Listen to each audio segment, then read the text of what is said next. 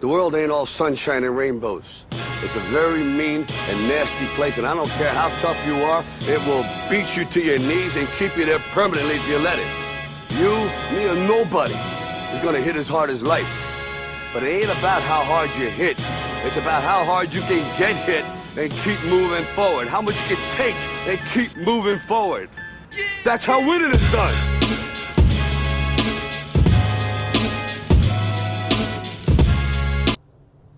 And we are back. It's the Juice Worth the Squeeze podcast. It's episode 2. It's your boy Rich Airy, coming to you live from the Cloud City, 10,200 feet, Leadville, Colorado. Well, here we are, folks. We're week 1 in the books, and I just wanted to touch base. Like I said, I'm going to come at you weekly with the deets on how the training is going, how the build-up, how the fight camp is coming together for August 19th, the Leadville 100 trail run. We're just enjoying a nice, relaxing Monday afternoon, sitting here in the sun. It's a beautiful day, clear skies. Can't get much better than this. It's been a good week, you know. We had a good week of training, got some climbing in, feeling it, definitely feeling some of the running I've been doing, but it's been going well. I've been enjoying the time up here, adjusting to the altitude pretty good. My plan coming up was to kind of take the week off, or not week off, but just lay low a little bit the week leading into, the move up here from Oklahoma City, and then what I'm thinking happened was I've been messing around with some new some waist packs. I'm trying to, as always, figure out the best pieces of gear to carry for the race, keep me as light and as efficient as possible.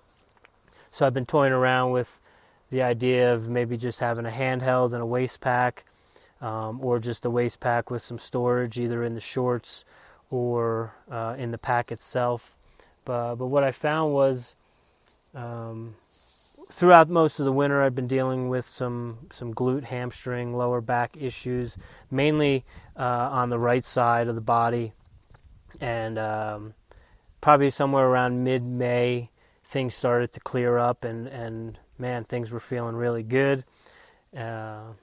I don't know if it was the CBD oil that I've been using or a combination with the advanced muscle integration therapy with Dr. Kaufman down in Hara.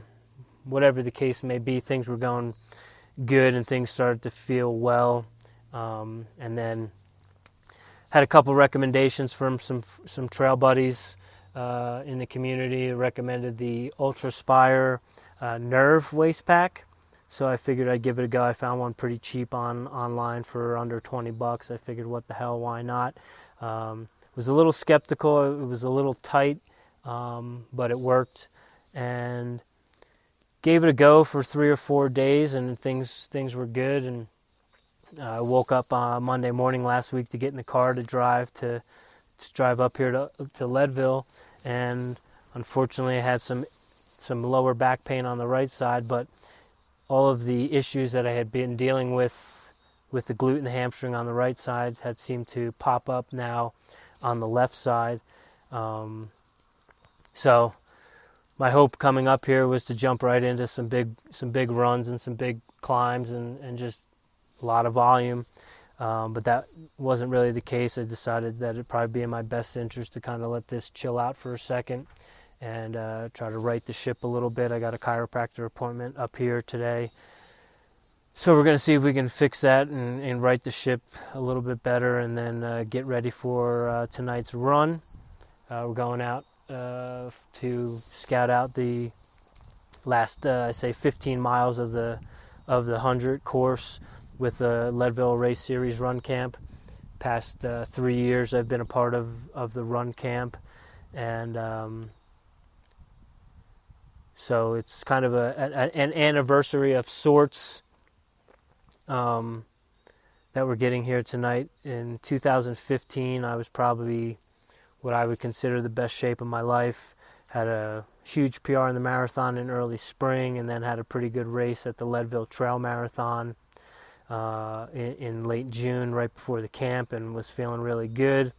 And the first day of the camp went really well. Had a good run, just nice and relaxing with some of the guys. One of the guys in the group was Michael Aish, but we all happened to notice that there was a guy that kind of went off the front right from the get-go and just took off and was just hammering balls to the wall right from the get-go. And for some reason, that just didn't really sit well with me. And the title of this episode is called When Peacocking Goes Wrong, and that's kind of what I wanted to dive into today.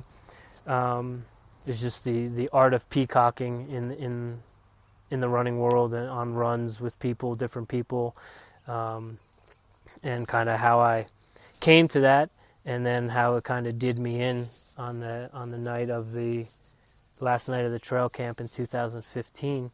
I call it peacocking. It's just a term that people say when people are puffing their chest or they want to kind of assert their dominance or whatever, however you want to view that term. But for me, it is something that I developed, I guess, fairly early on in my running career.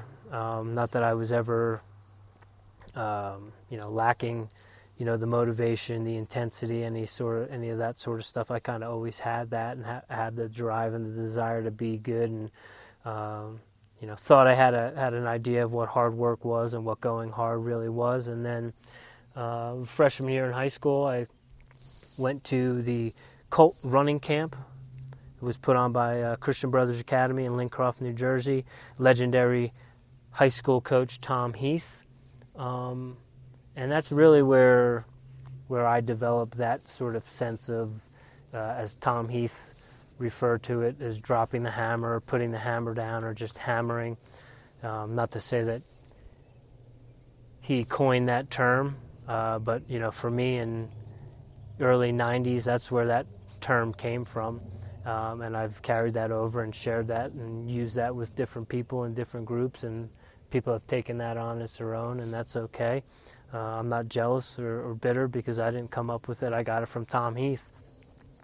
And so hammering is just, you're out on a run, and it's going to work itself out to be a war of attrition, and it's going to be the last man standing, and whoever's fit enough or tough enough and got the biggest balls is going to get to the finish line. Get to the finish line first. And I remember vividly, I've told this story before on social media. It was the last day of running camp, and it was a long run. And even though I'd been running all summer, I hadn't really been doing long runs per se as what people would really consider going long. So this was really my first long run experience, and even more so a long run experience with a group. And we were in a group, and it was a couple guys from CBA, myself, and maybe two other kids from other schools. And the bus dropped us off at different distances away from the campsite. And being my first long run, I decided to go with not the top dog group, a lesser group. It was probably only going 12 or 13 miles, and there was another group that actually included one of my high school teammates, Terrence Fagan, who was a stud in his own right and did a lot of great things at the high school level, representing Point Pleasant Borough. And they started, a mile or two behind us. And lo and behold, as we got closer and closer to the finish line, Terrence and I think it was John Andrews from CBA had eventually caught up to my group and kind of went blowing by us. And a good friend, and it wasn't a good friend at the time, but would later become a good friend, Dickie Corcoran, as he called him back in the day, Richard Corcoran. He had suggested to us that, hey, you guys are looking pretty good. You're feeling pretty fresh. Why don't you go run with those guys? Go finish with them. And I was